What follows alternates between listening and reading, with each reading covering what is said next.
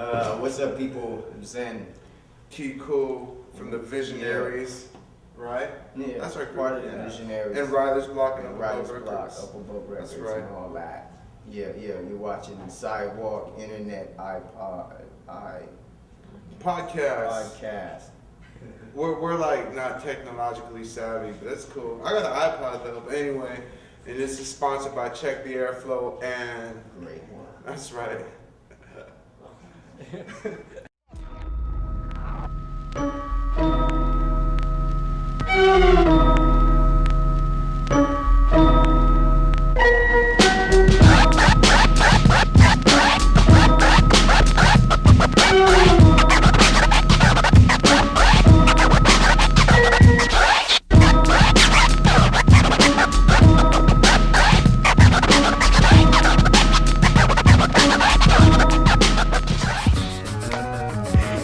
Key Cool, Visionaries, Up Above Records, checking out Sidewalk Radio. What's good, y'all? My name is Realism. I'm representing the Beat Suite as well as the NATECOM on Sidewalk Internet Radio. We're doing a series of podcasts, and this is number 2. First one we did was with Strange Fruit, and now I have the Visionaries, Key Cool as well as Lauren Zen. But we're gonna do this a little bit different this time. We're gonna interview them individually. So I'm gonna start off with Key Cool. How you doing today? Good. Cool. Well, I have a whole bunch of questions about the album, but I'm gonna start off with the fact that you used to DJ quite a while back. Before you joined the groups United Nations and the Visionaries, how long were you DJing for? Well, I started DJing in like 1984, 83, 84. So at that time, I didn't own equipment. I was like in middle school. I was first started just messing around, scratching on my friends' turntables or whatever. After that, my brother's friend had bought turntables and a mixer, but didn't really know how to hook them up or anything. So he's like, borrow them for a couple months. I'm like, borrow them? Like, so that's when I started, learning how to blend and doing stuff like that. And so that's when I got more heavily into it. And then I think my parents bought me a mixer for my 8th grade birthday or something like that. So I still have it, which is funny. Went to Radio Shack, bought this little realistic mixer. And I just was hooked after that, just kept DJing from that point on. Started getting, local gigs and making little tapes and just, living behind, I lived behind a Rhodium swap meet. And they had a record store there, and it was like the one record store that had vinyl from everywhere. Like the guy Steve DeAnte, he would buy records from all these different, distributors and one-stops. So that really fed my interest in we got all these like unique records back then that no one could get, and so and living behind it was just like a great experience. And that's like really what really got me into DJing even more so, having the access to all that music. So once you started MCing, was that a place in your life where you stopped DJing completely, or did you kind of phase it out? No, not at all. Like I still got my turntable set up. It was weird because I started MCing, but that's when I stopped like DJing gigs and stuff like that. But I still like to mess around, scratch, learn. When I started hanging out with Matic, it was even worse. Like I started learning how to do doubles better and stuff. And then our first tour went out with Shortcut and Qbert, like in 1995 into Japan. We had turntables in our room. It's like those guys, like when they first started flaring and stuff, they taught me that. And I was like, it was like real basic, but I was like, I'm probably one of the first MCs that knows how to do it with like a one-click flare and stuff. So I'm always into it. And Rhett's always like, you're crazy, man. Like you like DJing more than MCing, but it's not like to me it's not like I'm gonna just be rapping all the time. So like I'm still a fan of the music. And then once I got into production too, started discovering a lot of new records and the whole other aspect of like looking for breaks and stuff like that. And trying to learn about them, like, oh, I didn't know that was that sample. So like when I come home, buy a bunch of records, I'm like, oh, that's that one sample from that one song. So that interest in DJing is still like, it's just a love, it's a passion. If you DJ, you know that you never are gonna stop wanting to DJ. So on that note, if someone were to give you a call and say, "Hey Key, I want you to come and perform at my event, but I don't want you to rap. I want you to DJ." Would you agree or? You know what? Ironically, like just recently, I have done that. Like 2 Mex of the Visionaries, he was having a gig he was throwing that he really wanted me to DJ for something. He's like, bring your favorite like obscure hip hop or classic hip hop, and so I did like this 30-minute set, at his thing. All these kids are there like, they've never seen me DJ a set before. Yeah. They're just bugging out, but and 2 Mex and all the homies on the side are just going crazy because it's like I was just playing all the records that we kind of grew up on and we're into, like YZ, Return of the Holy One or something. You never hear that playing in the club, but when it came on, you see all the older cats that know the song in their heads, just you know what I mean, like Yeah. it's just it's just fun. Like yes, I wouldn't say that I would like do extensively. It would be like for special occasions like that. I had an old friend that was like, DJ my birthday party, and I was like, so I get to bring all like that era stuff of when we were younger, so it's kind of fun to break out your old records from when you were a kid or whatever, and just throw them all on. That whole generation's into it, I would feel pressure if I had to DJ at a club and play like mainstream music or something. I'd be like, it wouldn't be fun for me, so it'd be by something like it feels specifically like a certain theme or certain, that's more fun just to go find records for that specific gig. That's when I was DJing, it was also kind of a problem. Like I'll be at a club and the guys would be like, well, we need more of this type of music, and it wasn't fun for me. I was like, I don't want to have to go spend money and buy records I don't want to play. So like then I started just doing special guest appearances or whatever. I'd rather, because it's difficult, just if it's your gig and so I'm not opposed to it at all. Okay, well, Sidewalk's definitely going to keep that in mind. Moving on to the album.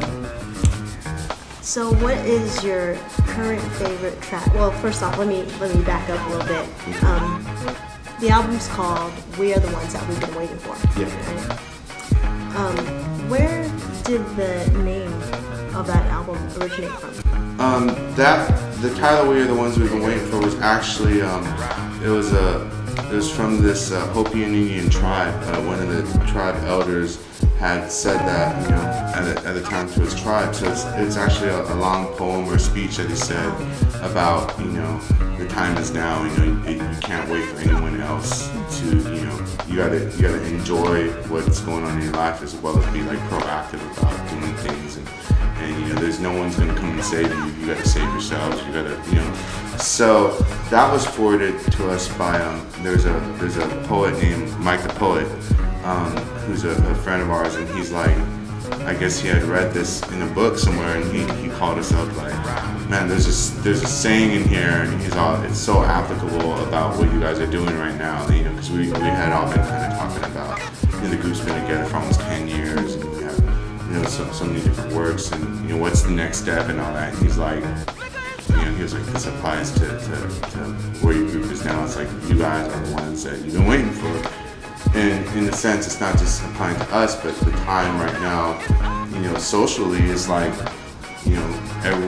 a lot of people are like, dissatisfied with their situations or whatnot, and we're just trying to be like positive in the sense of it's not just we as the visionaries, but we as a people, or the people, to be, able to try and change your situation, or understand that you need to grab a hold of your situations and progressively, and actively pursue, accomplishing those goals. So that's where it came from, basically. Right. Well, that's definitely the message that we were able to put across while listening. I was listening to the album. It was definitely a wide variety of different issues that can affect pretty much anybody. Currently, what's your favorite track on the album? Yeah, that's funny you say currently because it like changes daily. Man, I would say maybe the title cut for the record. It varies. Like when it's like song by song. When we record a song, we're like, okay, that's our favorite song. But I think when I listen to it now, like, for a minute you listen to the record over and over while you're recording it, you're mixing it, you're mastering it. But now in hindsight, like you put the record aside for a second, and when I listen to it, it's just that the mood of what when we're recording the song, where it's almost like, you know, the title track, "We're the Ones We've Been Waiting For," is like real, like the emotion that went behind it. Like kind of like not a frustration, but there's like, you know, you want to aggressively like not take over, but take control of something. So you hear kind of like a sort of an angst, and yet, you know, a humbleness and an appreciation within it too. But yeah, I think when I listen to that song now, you know, but there's all these other songs too, because I'm thinking like the song we did with JD, you know what I mean, like our test. That to me is like probably just on principle, and when it happened, and that when we recorded it right before he passed, and you got to hear it and stuff like that, you know, that in itself was like, I think by far that, you know, to work with a producer, that's like one of my favorite producers, you know, for a long time, you know, and I always thought, why do people sleep on JD? Like I felt like he didn't get his, you know, his propers, but now it's like I think people realize it, you know.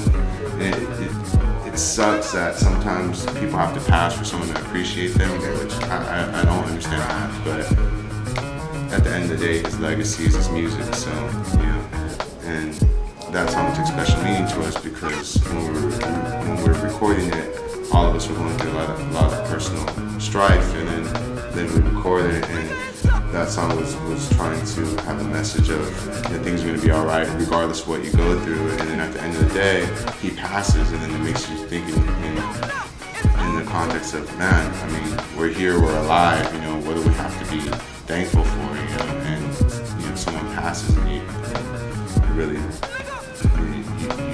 learn to appreciate it. It really humbles you, so that song really took special meaning. So I would say between those two songs.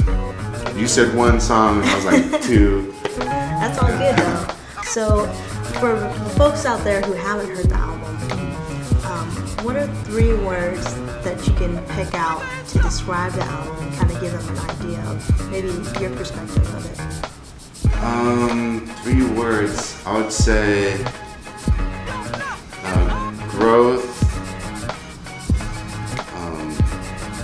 honesty, and what would be the last one? Well, it's not really one word, but like feel good, because we feel like it's feel good music. Like we're trying to, you know, be on that, have music that makes people feel better. You know? So I would say, yeah. Well, on that note, if you want to hear some music about some growth, honesty, and feel good at the same time, pick up the Visionaries. We're the Ones We've Been Waiting For. It's out in stores, so anywhere you can get CDs, or even if you want to download it online, you can do that. Okay, cool. I thank you for coming by. Cool, thank you. Blessings to everybody out there. Check the airflow. Zen, writer's block, Visionaries. So, what's up? How are you today? I'm good. How are you? I'm doing pretty well. Yourself and Daniel have a new album. When did your album come out? En route from Writer's Block. Wow. It originally came out in 2000. It was released back then, and then Up Above re-released it in 2004. Okay. So tell me a little bit about En route. As a whole, just a little quick summary, a couple sentences. En route was, we had, since the inception of Visionaries, we had, as Writer's Block, had started this album. And this album, as a matter of fact, we were called Disciple of the Sound. We had a whole other name and a whole other walk, and we started to record all of these songs for this eventual album. And years later, after all of these songs we had recorded, we finally decided to kind of buckle down and like do something, you know, and you know, because we'd made all these songs and we'd been working with the Visionaries and you know, and touring and making these Visionary albums, and it just finally came time for us to put this, you know, to put a Writer's Block album out. friends, Keep Cool and Dramatic, and a host of others, just kind of jumped in and started giving us beats, and we juggled around some lyrics and came up actually with a lot of new songs, and appropriately named it En Route because it was just this journey. It was the beginning of this journey, and that we had been walking for a while, and finally, to finally put it out there and have something to show to people. After so long, it was just it was like, okay, this is just we're still moving. We're still moving, but let's give it this installation. We also came later on with 2005. We came with Next Stop, which is the follow-up to that, which is also along the same road. This journey. So we're just taking.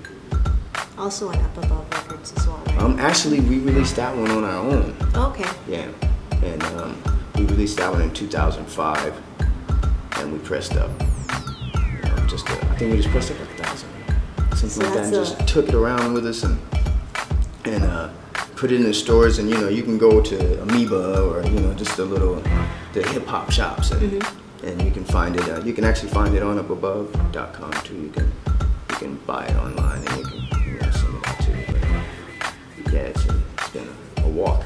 So that's journey. a limited edition Yeah, album.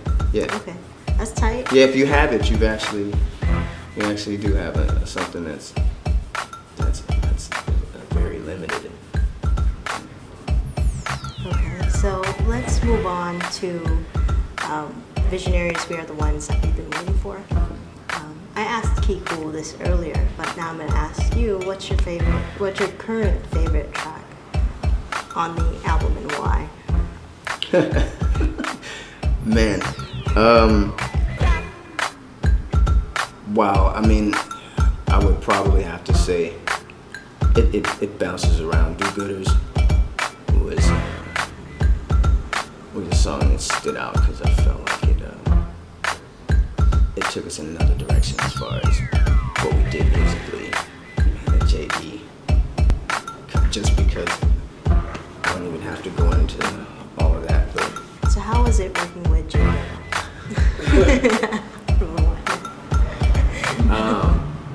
I mean, it was an amazing experience. I actually never got to meet him personally. It happened through Redmatic, and because he knew him, and he got the beats for us.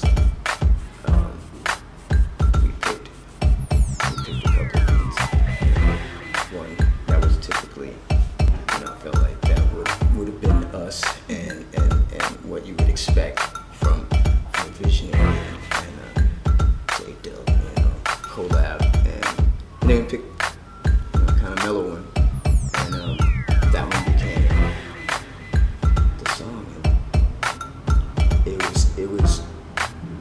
it's like we started to do the song, and once the song was completed, that was when we heard his passing, and it was already a strong song because of the lyric content was just really coming from the heart. I mean, not like we never do, but we were actually expressing our own heartfelt problems and the things that we were going through at the time, just to have that put the staple onto it, made it really sealed it up, and it makes it kind of, I think, just hands down one of the most important cuts on that album.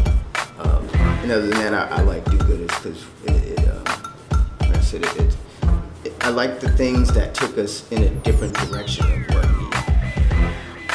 what we normally did. I think this whole album itself was more concentrated on music and just ourselves and people that have come to enjoy our music, and that's the name of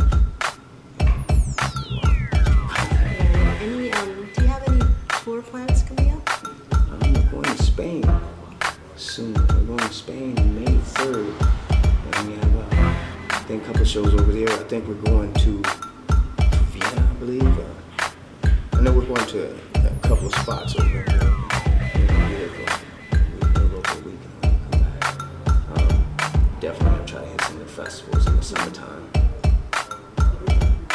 And hopefully get back over there. I know we're supposed to be going to Hawaii at some point or another too, but I'm not really sure exactly when that one's. So, as far as mainstream radio and underground music that plays on college stations and all that, let's say a kid or youth, teenager, what have you, walks into their local amoeba or maybe is browsing on iTunes, and usually they listen to stuff that's on the radio, not really, I guess what you can consider underground or anything similar to the music that Visionaries usually puts out. But let's say they purchase the album. What type of message do you hope that they would receive in doing so? I mean, considering that it's not really the type of music that they usually listen to.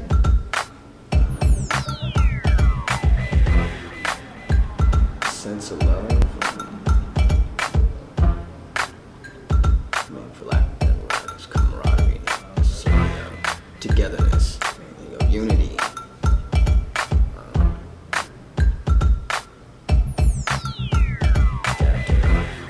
Through all walks we can all, meet in a common place and find commonalities. Doesn't matter where you're from, and we're all different types of music. This is a perfect example of it. Yeah, that's definitely a powerful message, and I'm pretty sure anyone who listens to the album will get that from it as well. Is there any other projects that you guys are working on that people can look forward to? I mean, I'm sure there's a whole bunch of individuals. I was gonna say, man, now you have my head reeling. I'm like, okay, let me try to go through this Rolodex and try to run down this whole list of the things that everyone is working on. I mean, there's always the Visionaries vehicle and the Visionaries push. Writer's Block is we're collecting tracks to eventually put out another album. I myself just finished a collab album with kind of a different type of genre. I don't even know what to call it. Kind of genre, kind of electro dub, hip hop kind of thing called Lux Collective. And it should be out in September. Danu is working on an album right now. I heard some of the cuts on that. It's pretty hot. So 2Max is constantly working on stuff. Elemental's those guys are incredibly hard working. And upabove.com, we are on the infamous MySpace. You can look on there, and there's just tons of information there that could fill in the holes that either myself or Kiku will probably look down. That guy's pretty thorough, but I'm pretty sure there's everything is there, because we're constantly, as underground and independent artists, we're in a constant grind to create a surface for ourselves. Nice. So on that note, I want to thank you for coming by. We're over here at the GreyOne shop over in Old Town Pasadena. First time here. Oh, yeah.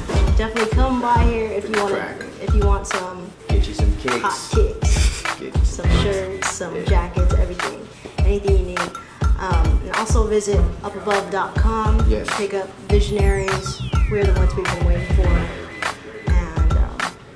And look out for the other Visionary Writer's Block or any other of the stuff that's on Up Above. We have a lot of music going on, a lot of positive music, good music. For sure. Thanks for coming by. Thank you.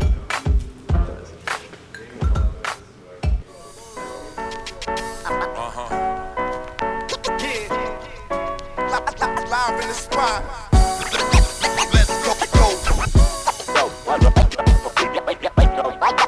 Yo, man, but we gon' go to amphitheater and rock 'em.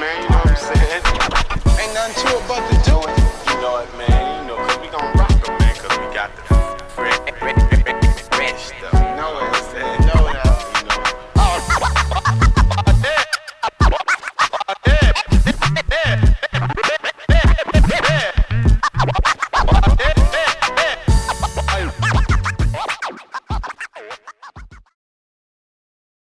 Check the airflow.